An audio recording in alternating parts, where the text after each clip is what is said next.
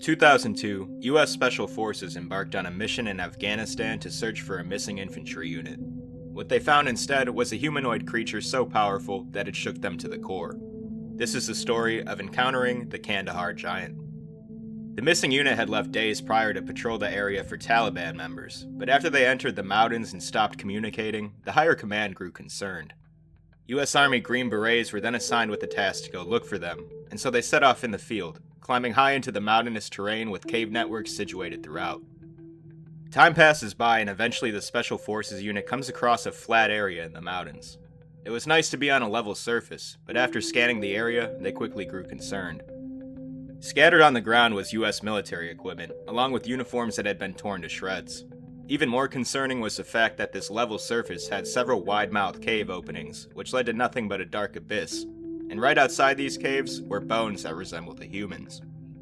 The Green Berets immediately figured this was a setup for an ambush, so they drew their weapons and proceeded towards the caves. As they approached from all angles, it became evident that the cave was so dark that they couldn't see much. One of the team members panned their light toward the middle, saw some rustling, and then, like a strike of lightning, a large wooden spear came flying out of the cave and impaled one of the team members. With one Green Beret down and the other team members in shock, a 12 feet tall giant humanoid emerged from the cave with a primal war cry. According to leaked stories, the giant was heading to retrieve his spear, but the remaining Green Berets unloaded and took him down before they could do so.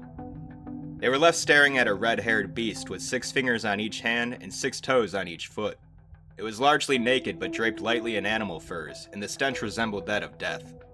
The team members were now faced with the difficult situation of contacting higher command and letting them know what they'd just killed, but also that this thing had just killed one of their own.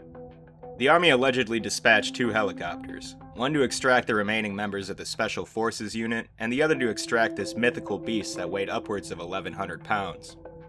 Both extractions went well, but what happened from this point on is largely unknown. Once the remaining Special Forces operators were debriefed, the mission was pretty much erased and kept behind closed doors.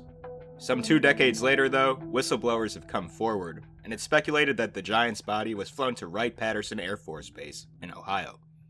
The Giant has gone on to be described as the Kandahar Giant, and there's multiple references to them in Afghani culture, as well as multiple reported encounters by U.S. military members who were on active duty there at the time.